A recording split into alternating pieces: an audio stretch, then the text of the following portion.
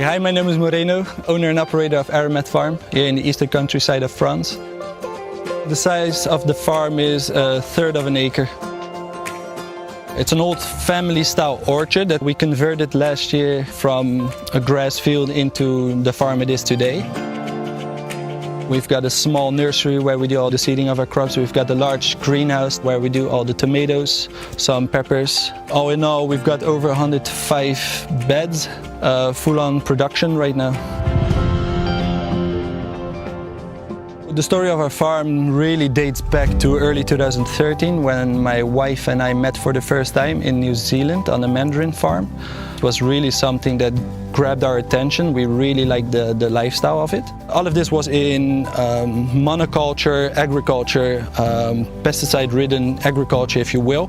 From that point, we exchanged some documentaries with a friend that we met over there on one of the farms, and we were looking at the documentary and we were looking outside and we were like, there's a huge difference. We actually got back to France, where my wife was born and raised in the area here. And that's when we decided to get into full-time market gardening, because it's one of the lowest barrier to entry types of farms you can start. So when we arrived here for the first time, everything was in full production in terms of all the grasses and the weeds. We opted for an initial tillage of the soil. We created the raised beds. We got 2 large trucks full of compost, and we started moving that wheelbarrow by wheelbarrow. Once we developed all these beds, we started mulching all the pathways with the wood chips. We moved into a no-till system where we do not even use a broad fork anymore. We continuously keep adding compost and organic matter to the beds, and this is feeding all of our crops.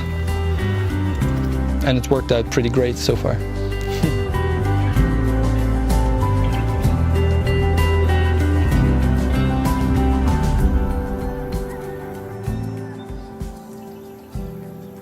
So here at Aramet Farm, since we're just a third of an acre, we have to be pretty deliberate about the crops we are growing. We cannot just start growing potatoes, onions, leeks, cabbages. Those things are not profitable on the size that we're working with. So we are really focusing on the bunching roots like beets, radishes, carrots, turnips. Lots of leafy greens like arugula, mizuna, salad greens.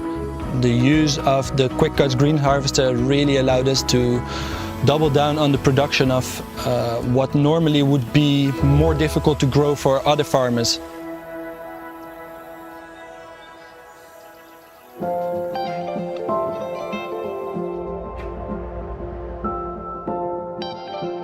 Before we started this farm, we just had a newborn. Her name is Nola. She was just 2 months old when we got into this place, so we knew already we wanted to farm. We wanted her to have an environment where she can just walk outside, put her hands in the soil and just be dirty, if you will.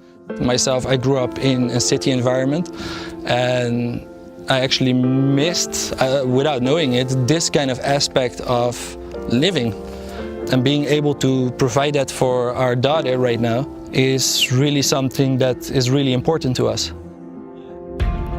When we transplant a crop into the bed, she comes behind us to actually take it out and transplant it back. Not always the way it should be done, but that's okay.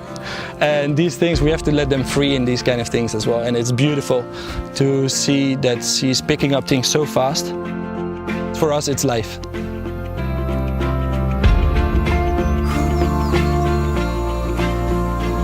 We need more small-scale farmers.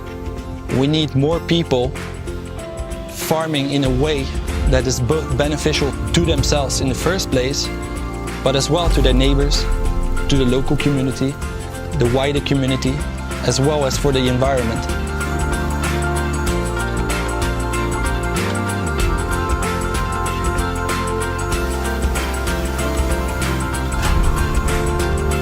If I could show by example that there is another way of growing food, then my mission is a success.